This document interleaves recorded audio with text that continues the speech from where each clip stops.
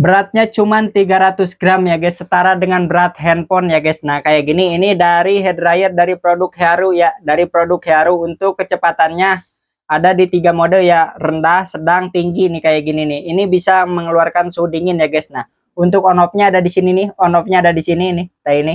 Nah cobain. Nah, wow, mantep banget ya. Ini bisa mengeluarkan 2 juta ion negatif ya guys. Mantep banget. Menghaluskan rambut ya guys. Nah, mantep banget kayak gini bentuknya tuh. Untuk warnanya banyak juga ya guys. Dari produk Haru, yang minat langsung order di keranjang.